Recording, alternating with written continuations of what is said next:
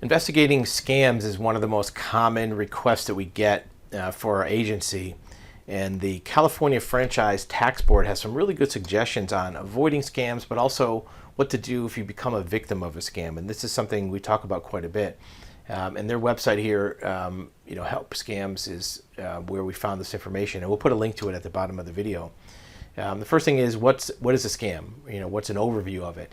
The main types of scams are email, postal mail, phone, and websites.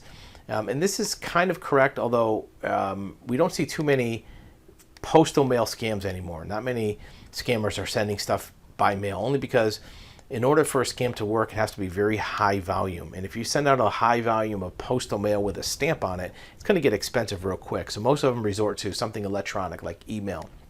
And in addition to that, it says websites, although the scam may eventually be on a website, but in many cases it starts out on social media, Instagram, Facebook, some other type of online source where you're getting information on how to contact somebody for the purpose of sending money. Sometimes it's even an ad on Craigslist or OfferUp.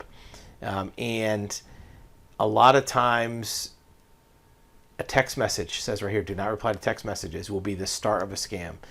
Don't reply to any unknown text message. Don't download attachments or click links if you're not sure they're genuine, because a lot of times that's the beginning of a scam. We saw one client that started out with a text message. They clicked on a link and the link really didn't go anywhere, but what it did was it notified the scammer of that click and gave them information about that person's phone. So now when they went to a website later, they know that you clicked on that link and they know some information about your phone, your IMEI number, your SIM card, your phone number, other information about your phone and your apps were provided, and they use that for the scam. What types of scams are there? Well, people ask for passwords. This is something that does happen by phone, where people will call up and say, hey, I'm from your bank. There's fraud on your account. Give us your password. We'll check it out for you. Obviously, that's a scam. If people call you by phone and they threaten to call the police if you don't pay a debt, that's a scam.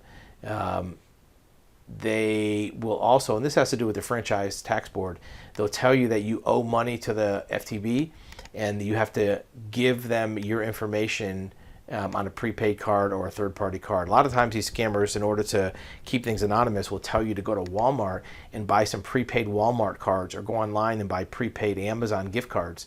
And they use that because you can't trace them after the fact, or at least they don't think you can trace them, but they are traceable. Anytime somebody says there's a problem with your account, that's usually going to be a scam. And this is, again, saying that people will call telling you you owe money to the Franchise Tax Board. Phishing emails often look legitimate because they use real logos and phone numbers, right? If you see one, make sure that you verify the sender, the IP address, and then if it's not legitimate, delete it and delete it from your trash. Even if you leave it in your trash folder, sometimes that can be malicious.